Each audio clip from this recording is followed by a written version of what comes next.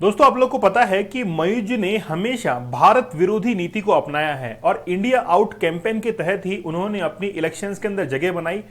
राजनीति के अंदर तो उन्होंने कुर्सी हासिल कर ली, लेकिन वो इकोनॉमी को संभाल नहीं पा रहे हैं। और मयूज ने यह कहा है कि वो जल्द ही अब इंडिया का विजिट करने वाले हैं। अगले ही महीने एक विजिट जो है वो मयूज का हो सकता है।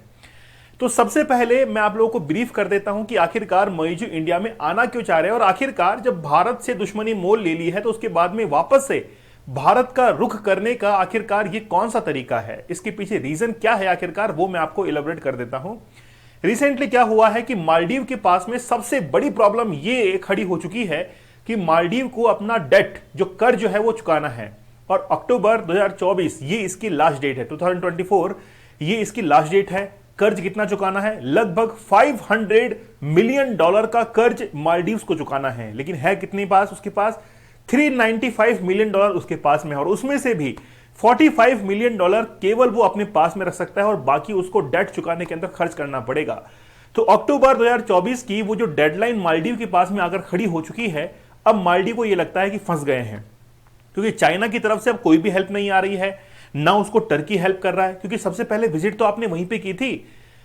पहले से ये ट्रेडिशन मालदीव के पास में चलता हुआ आ रहा था कि जब भी मालदीव के अंदर कोई राष्ट्रपति बन रहे हैं तो पहले वो भारत को विजिट कर रहे हैं, उसके बाद में दूसरे देशों को विजिट कर रहे हैं। लेकिन इस बार मयूज ने जब नवंबर 2023 के अंदर इन इलेक्शंस को जीता इंडिया आउट कैंपेन के तहत, तो सबसे पहले उन्होंने विजिट किया टर्की को और उसके बाद में चाइना को विजिट किया। लेकिन आज दोनों ही देशों ने मना कर दिया है कि वो कोई भी हेल्प मालदीव्स की नहीं कर पाएंगे। इसलिए मयूज ने रिसेंटली यूएन के स्पीच के बाद में अपना यू टर्न जो है वो दिखा दिया है कि हम लोग अब भारत के अंदर जो है जाने के लिए तैयार हैं। भले ही भारत के कई सारे सैनिक, लगभग 80 जो सैनिक थे वो मालदीव से आउट हो चुके हैं, हमने अपने सैनिकों की वापसी ले ली है, हेलीकॉप्टर्स हमने वापस से ले लिए हैं, लेकिन मयूज ये कह रहे हैं कि भाई हमसे अब थोड़ा थोड़ा गलती हो गई है। उनको लगता है कि यार गलती तो हो चुकी है, अब कैसे उसके अंदर सुधार करें। अब उनको यह लगता है कि इंडिया के अंदर विजिट जो है वो करनी चाहिए। तो कुछ उसकी झलकियां मैं आप लोग को दिखा देता हूं। मयूज ने रिसेंटली ये कहा है कि भाई अब वो जल्द ही दिल्ली को विजिट करने वाले हैं, जल्दी अपना यू टर्न जो है लेने वाले हैं।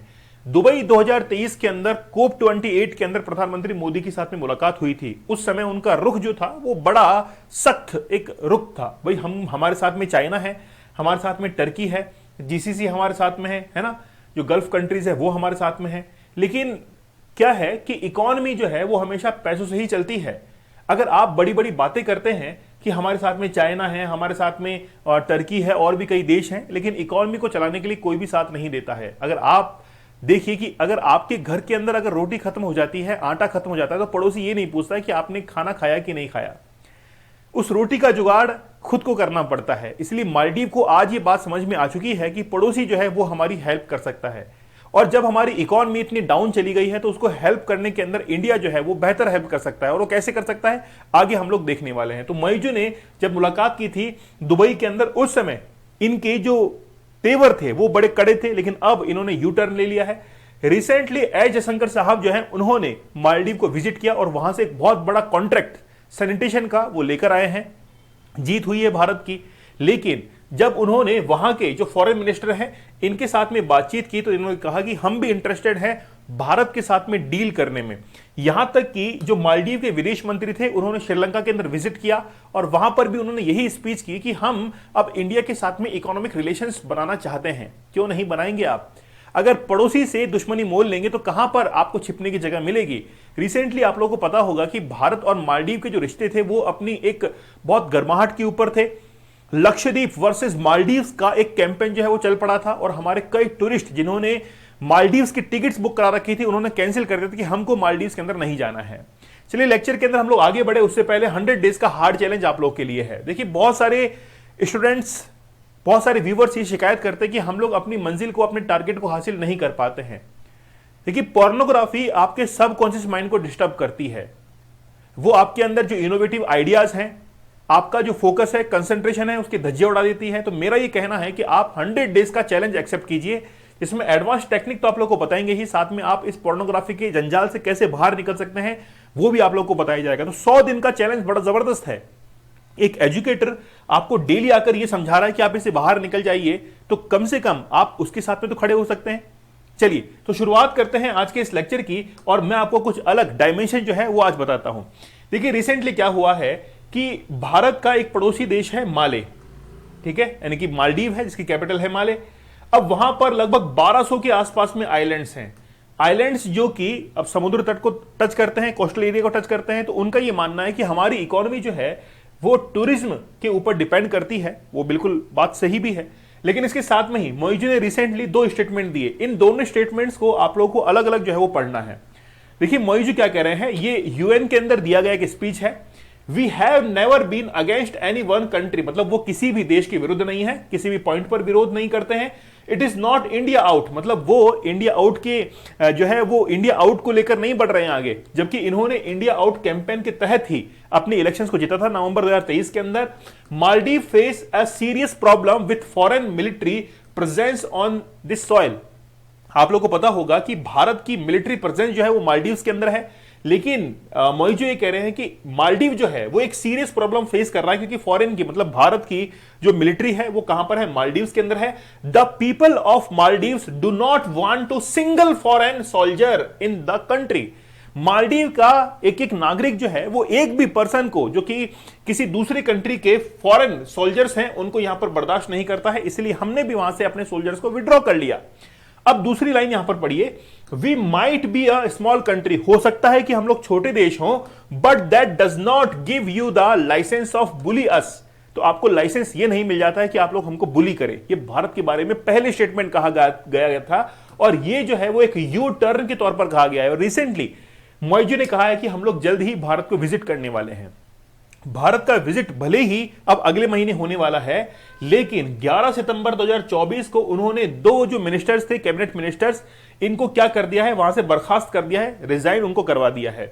इसके पीछे रीजन ये था क्योंकि इन्होंने प्रधानमंत्री मोदी के खिलाफ कई सारे भ्रामक, यानी कि बेसिकली इन्होंने क्या किया था कि ट्विटर के ऊपर ट्रेंड किया था कि ये लोग लक्षद्वीप को हमारे खिलाफ जो है खड़ा कर रहे हैं टूरिज्म, लेकिन मालदीव्स का कोई मुकाबला नहीं है। कई अगेंस्ट के अंदर कई सारे कैंपेन जो है चलाए थे, इसलिए दोनों को यहां से रिजाइन जो है वो कर दिया गया। क्योंकि मालदीव्स के अंदर मोइजू ये चाहते हैं कि जब वो भारत को विजिट करें तो कोई भी वो नहीं सुनना चाहते हैं इनकी तरफ से, क्योंकि कल को भारत आए और भारत ये कह दे कि यार आपने इनका कुछ भी नहीं किया, तो उससे पहले क्यों ना इनको रिजाइन करवा दे। तो रिजाइन जो है वो ऑलरेडी इनको करवाया जा चुका है।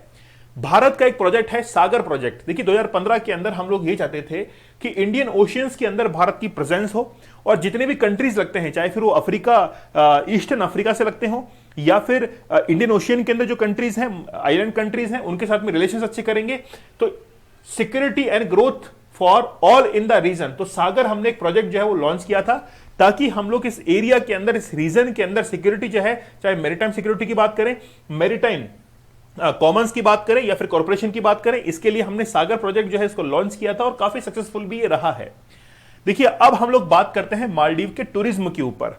देखिए टूरिज्म के पॉइंट पर मैं बोलूं उससे पहले मैं आप लोग को बता देता हूं कि रिसेंटली क्या हुआ है। भारत ने एक सॉफ्ट एक कदम उठाया, मालदीव को यह कह दिया कि भाई तुम लोग केरल से अपने जितने भी इंपोर्ट है वहां से उसको आप लोग हासिल करते हैं, वहां से आप लोग अपने देश के अंदर मंगाते हैं, तो आप लोग एक काम करो कि केरल के बजाय आप मुंद्रा पोर्ट या फिर दिल्ली का जो ड्राई पोर्ट है वहां से आप अब अपना सामान लेना शुरू कर दो, केरल के लिए हम आपको अलाउ नहीं करते हैं। इससे मालदीव को यह समझ में आ गया कि हमारी जब ट्रांसपोर्ट कॉस्ट जो है वो बढ़ जाएगी, मुंद्रा पोर्ट से लेंगे तो हमारी ट्रांसपोर्ट कॉस्ट बढ़ेगी, और साथ ही में ड्राई पोर्ट से लेंगे तो भी ट्रांसपोर्ट कॉस्ट बढ़ेगी।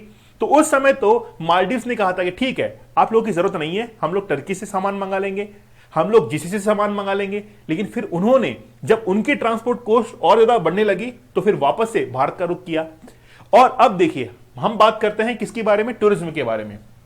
रिसेंटली क्या हुआ है, 2019 से अगर 2021 की हम लोग स्टडी करें तो ये जो ऑरेंज कलर की लाइन आप लोग देख रहे हैं, ये बेसिकली 2020 की लाइन है, जिसमें टूरिज्म जो है वो बिल्कुल धरातल पर आ चुका था अप्रैल के महीने में, और फिर धीरे धीरे वो ऊपर उठा था। ये जो आप लोग देख रहे हैं व्हाइट कलर की जो लाइन देख रहे हैं, ये बेसिकली 2019 की है, जिसमें टूरिज्म बहुत हाइक पर था, और इस समय उनकी इकोनॉमी जो है वो रन करती थी। लगभग 80% जो इकोनॉमी है वो डिपेंड करती है किसके ऊपर, टूरिज्म के ऊपर। इसीलिए आज टूरिज्म बिल्कुल नीचे जो है वो आ चुका है। 2023 के अंदर भारत सबसे बड़ा कंट्रीब्यूटिंग फैक्टर था इन टर्म्स ऑफ टूरिज्म। लगभग 11.18% जो है वो भारत के यात्री कहां पर पहुंचे थे, मतलब जो टूरिस्ट थे वो कहां पर पहुंचे थे, मालदीव्स के अंदर सबसे ज्यादा नंबर यही था। उसके बाद में 2021 के अंदर आप लोग देखेंगे लगभग 22%, मतलब ओवरऑल जितने भी टूरिस्ट वहां पर जा रहे हैं उनमें से इतना परसेंट जो है तो वो तो इंडिया का ही है। लास्ट ईयर मतलब 2023 की बात करें तो सबसे ज्यादा जो नंबर पहुंचा था वो इंडिया से ही था। और उसके बाद में आप लोग जानते हैं कि क्या कंडीशन हुई है।